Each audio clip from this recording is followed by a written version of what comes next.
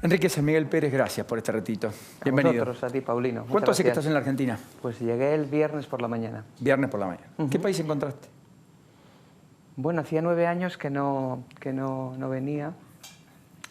Encontré un país que guarda grandes paralelismos con España. Se acaba de producir un proceso electoral.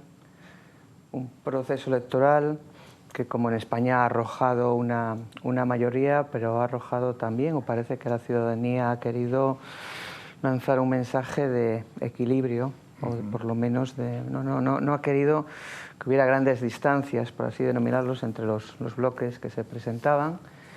Y por lo tanto encontré un país que tiene por delante pues, unos años políticos y de la vida pública, pues como en España también, apasionantes. Es un misterio y es un enigma Argentina todavía para la mayoría de los europeos y en particular los españoles, con quien tenemos tanta afinidad. Como todas las grandes sociedades, como todos los grandes países, como todas las grandes naciones.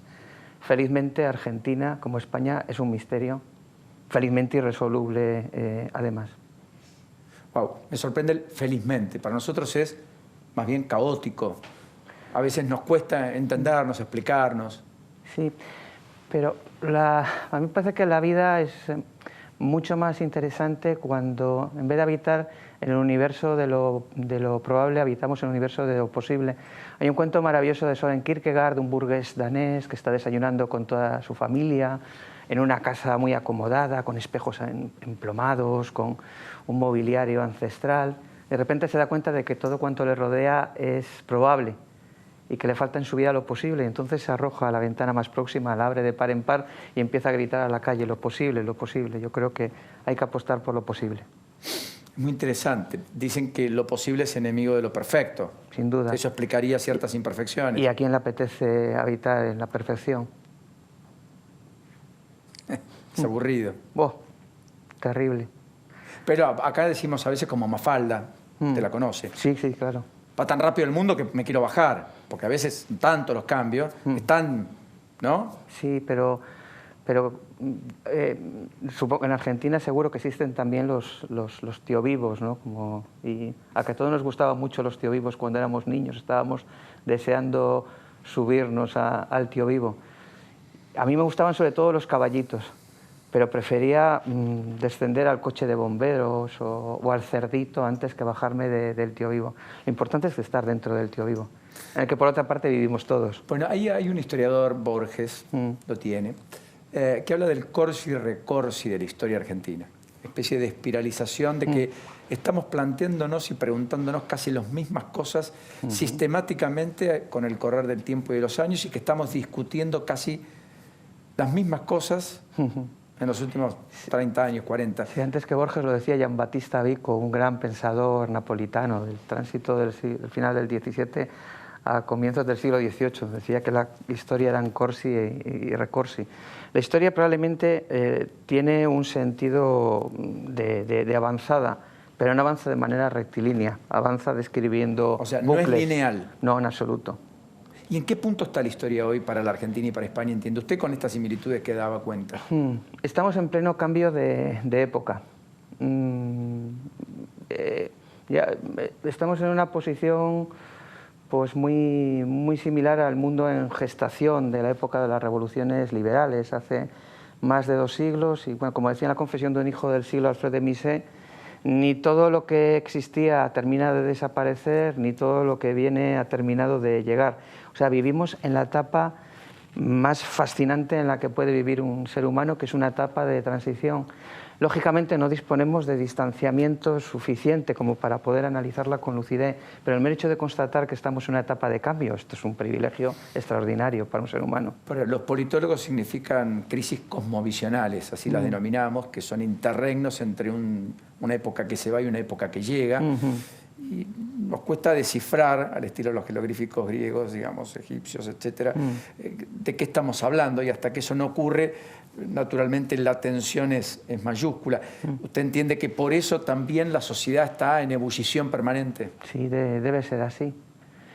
Sobre todo en sociedades como la argentina o la española, en que la concentración de talento y de creatividad es permanentemente efervescente. Eso depara necesariamente tensión. Una sociedad creativa es una sociedad en tensión. Una sociedad donde ya se ha instalado el tedio y el aburrimiento no es una sociedad tensa. Hay un maravilloso escritor austriaco, aunque nació en Haarlem, en los Países Bajos, Thomas Penhar, que pasó su eterno candidato al premio Nobel, que nunca obtuvo, que pasó su infancia en Salzburgo, y él describía lo que significaba ser niño en Salzburgo, a finales de los años 40, comienzos de los años 50. Salzburgo ya entonces era una de las ciudades de Europa en donde la tasa de suicidios infantiles era más elevada. La maravillosa Salzburgo de Mozart y de los festivales, maravillosa ciudad, en todo caso, como Austria, es un maravilloso país. Nosotros, en cambio, vivimos en medio de sociedades muy vitales. A mí eso es algo que me parece fantástico. O sea, por oposición al que le gustaría la sociedad previsible, la sociedad donde todo está dado, donde todo es casi un reloj con precisión suiza, usted dice, estas sociedades son infinitamente más intensas, más apasionantes, más ricas. Absolutamente, absolutamente. ¿Quién no está contento cuando viene a la Argentina? ¿Quién no está contento cuando se encuentra en una ciudad como Buenos Aires? Modestamente pienso, pero hay algunos elementos objetivos que en este sentido se pueden destacar. ¿Cuál es el país de la Unión Europea que acoge más estudiantes Erasmus? Es España. Evidentemente existe el atractivo del idioma, pero España es un país interesante para vivir, para habitar. No tengo la menor duda de que lo es. Nosotros tenemos el privilegio de vivir en países como estos. Lo que sucede es que aquí en los debates se pone de manifiesto que en el país donde se produce mucho alimento tenemos 3 millones de argentinos que se van a dormir con hambre, tenemos un nivel de pobreza estructural que oscila el 30%, casi 1 de cada 3 argentinos, independientemente de las épocas, solo el número cambia con un tipo de cambio que aparece anclado en algún momento del proceso histórico o cuando el tipo de cambio se desboca, se destapa, salta, etc. Una sociedad que le cuesta crear empleo genuino, una sociedad que tiene a los viejos no lo suficientemente bien pagos, más bien lo opuesto, y que tiene en la política poca sensatez muchas veces para discutir los problemas estructurales. Y entonces vamos girando. Y que tiene en la justicia no el ordenador deseable, permítamelo poner en esos términos en muchos casos. ¿Es muy cargado de negatividad lo que le digo? ¿O también eso convive con lo que usted marca? Convive, no, es perfectamente... Decía François Mauriac que el desaliento es perfectamente compatible con la esperanza. Y Mauriac estaba escribiendo esto 3 meses antes de morirse con 84 años. Yo creo que en nuestras sociedades hay motivos para el desaliento y para la esperanza. Pero en concreto, Paulino, has citado la pobreza. Esto es un escándalo, o como la desigualdad. Una sociedad que no ponga como divisa prioritaria, como objetivo prioritario, acabar con la pobreza y con la desigualdad, no, es una sociedad que no va a sobrevivir en el siglo XXI. El siglo XXI nos apremia a enfrentar algunos desafíos y estos dos son desafíos absolutamente prioritarios. Cambia los paradigmas eso también, ¿no es cierto? Sí, claro, esto es la evolución de las revoluciones científicas. Bueno, el libro de Thomas S. Kuhn, ¿no? Efectivamente, estamos en pleno cambio de paradigma, pero qué bien que estamos en pleno cambio de paradigma si eso significa que estamos por fin conscientes de que ya tenemos que acabar, de que esta conversación, si se reproduce dentro de 10 años, no puede dar estos mismos indicadores de pobreza, por ejemplo. Correcto. ¿Se ha perdido la relación de la relación de autoridad en algún punto? ¿De autoridad? ¿La autoridad está en ebullición, digamos, en eclosión o está siendo puesta en discusión? Sí. No, es magnífico. Como todas las preguntas, Paulino, son magníficas. Todas son de tesis doctoral. En España las tesis doctorales tienen unos 600 folios, voy a intentar ser un poco más breve. Yo creo mucho en la autoritas, es decir, creo mucho en la capacidad de persuasión de quien por su experiencia, por su bagaje, por sus vivencias, tiene algo que aportar a sus interlocutores. Por ejemplo, la autoritas del profesor, la autoritas del servidor público, la autoritas del buen político, del buen servidor del bien común. Si esa autoritas se ha perdido, nos estamos perdiendo como sociedad mucho. ¿Y usted cree que hay un poco de eso? Yo creo que el buen profesor cuando entra en clase, o por lo menos el profesor que intenta serlo, hablo por ejemplo del trabajo al que yo me dedico, que es el trabajo docente, va a tener siempre la complicidad y va a tener siempre el respaldo y el apoyo de sus estudiantes. Y lo va a tener porque despliega esa autoritas. ¿Cómo es el profesor hoy en la generación Google? Esto es una maravilla. ¿De cuántas horas disponemos? Un profesor contando cómo es su trabajo. Qué maravilla, qué privilegio. Y encima te pagan por hacerlo. Estar rodeado de gente joven, llena de esperanza, de talento, de creatividad, de proyectos de vida, de sueños, y acompañarles en ese camino en los años más bonitos, cuando tienen 17, 18, 19 años. Un profesor es un facilitador de sueños. Facilitador de sueños. Sí, yo lo veo así.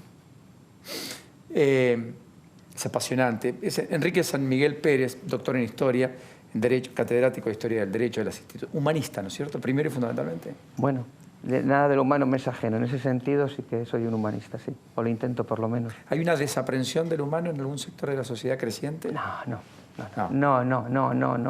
Me niego a... No. ¿No ve una deshumanización? No, y bueno, y si no tendríamos que luchar contra eso, pero los seres humanos tenemos más recursos que nunca para estar en permanente vínculo, en permanente contacto, en permanente comunicación. Es más fácil que nunca que vivamos una vida radicalmente humana. Bueno, pero apostemos por esa vida. Todo cuanto de bueno tiene nuestra existencia proviene de las personas que nos rodean. Nosotros a solas con nosotros mismos somos una cosa muy mediocre, muy triste y muy previsible. Nos tenemos demasiados vistos a nosotros mismos. ¿Cómo son los chicos que tienen los 18, 19? Ya no necesitaría horas, necesitaría una semana para describir acá en la Argentina es a un todos y tema cada uno. de cómo llegan, de lo que pasa en la escuela secundaria, de que tenemos en la universidad cursos para salvar en parte al menos el fracaso de la educación inicial hasta la universidad. ¿Hay un poco de eso en España, en Europa? Sí, es un problema, también, yo creo, muy común, ¿no? La educación como problema, bueno, veamos la educación como oportunidad, o sea, todo lo que puede aportar un profesor a sus estudiantes. Estabais hablando de una maravillosa película, la última de Martin Scorsese, el irlandés, a mí por sí, me encantó. El cine para mí no es un hábito, es una enfermedad, no es algo. ¿Se bancó más de 3 horas? Sí, no, bueno, como si dura 7, me hubiera dado igual, estaba hipnotizado. Menudo Mejor recital. promoción que esta, imposible. menudo recital. Bueno, un profesor tiene que compartir, por ejemplo, si le gusta el cine, esa pasión con sus estudiantes. Tiene que invitar a sus estudiantes a que vivan una vida apasionada. Es la única manera que merece la pena de vivir. Nacho, Lourdes, pequeño salvoconducto en medio de la dinámica diaria. Sí, le quiero consultar respecto al tema de la tecnología y cómo imagina que va a terminar influyendo de acá a 20 años la tecnología en materia de educación. Le consulto porque cuando nosotros estudiamos Google no existía, ahora los chicos estudian con Google y probablemente en 20 años Google haya sido superado por algo aún mayor y que haga replantear todo eso. Bueno, ¿qué imagina usted? Nacho, muchas gracias, un gusto saludarte. Te está hablando un español que no tiene WhatsApp ni smartphone. No sé si estás hablando con una persona que puede responder con solvencia a lo que acabas de plantear, que es capital. Bueno, estamos hablando de herramientas. Nada va a poder reemplazar a un profesor entusiasmado que comparece en un aula. Nada en absoluto. A partir de ahí, hombre, yo creo que hay algunos viejos procedimientos que merece la pena poner en valor, ¿no? Que los chicos tengan que leer y hacer una reseña de un libro y que lo elijan ellos, acompañados por el profesor. ¿Qué tal, por ejemplo, que quienes nos están escuchando se lean las cartas a un amigo alemán de Albert Camus? Claro. Y vean que la democracia va a derrotar a la barbarie porque tiene la obstinación de todas las primaveras. Ahora que estamos aquí en primavera, en el Cono Sur. ¿Qué tal si los estudiantes con los que hablaba yo en los días anteriores a este viaje, pues se ven el irlandés? Bueno, como yo les he dicho, ¿no? Cuando regrese de Argentina, que haya visto el irlandés todo el mundo, por ejemplo, ¿no? Más promoción todavía, ¿no? Magnífica película, ¿no? Bueno, la tecnología nos facilita recursos, pero el recurso esencial, el recurso central de la vida pública es el ser humano concreto, cada mujer y cada hombre. Eso es irreemplazable. ¿Lourdes? Sí, usted es catedrático de Historia del Derecho y de las Instituciones. Por un lado, nosotros en su mayoría venimos del derecho romano y evidentemente no ha evolucionado, si bien hubo evoluciones, pero no ha evolucionado tanto el derecho desde lo que fue en su momento el derecho romano, porque seguimos esos lineamientos y demás. Ahora, Teniendo como base eso, ¿cree que las instituciones tienden a ir a desaparecer? No, el derecho es libertad, decía Jaime Waps. Hay más cosas que son libertad. El último premio Miguel de Cervantes de las letras, Joan Margarit, gran escritor catalán, dice que la libertad es una librería, que a mí es una definición de la libertad que me gusta mucho también, ¿no? Sin instituciones no hay libertad. Sin instituciones no hay libertad. No. Pero están crujiendo.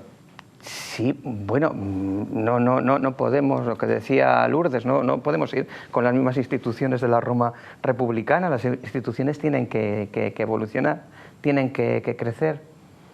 Pero, decir, decía Hobbes en el Libertán, Paulino, tú eres politólogo, ¿no? que antes de la aparición del Estado, es decir, antes de la aparición de los sistemas institucionales, la vida del hombre era más triste, más trabajosa y sobre todo era más corta. Y sí, Thomas Hobbes decía el hombre lobo del hombre, sí, y después por eso te terminó creando la norma, ¿no? Pero Hobbes era inglés y por lo tanto pesimista.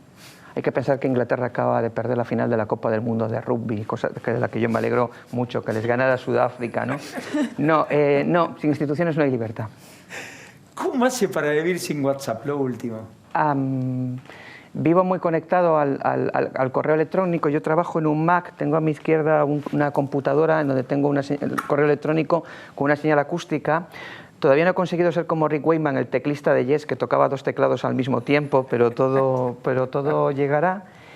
Y bueno, vivo por fortuna rodeado de personas muy tecnológicas, que son mi mujer y mi hija, que se llaman Lourdes ambas, por cierto. Mire usted, la felicito. Gracias por esta ratito. A vosotros, Paulino, no, he estado muy a gusto, muchas gracias. Necesitamos más de Enríquez, que nos ayuden a pensar y nos despierten ese apetito. Muchas gracias. Buena estadía.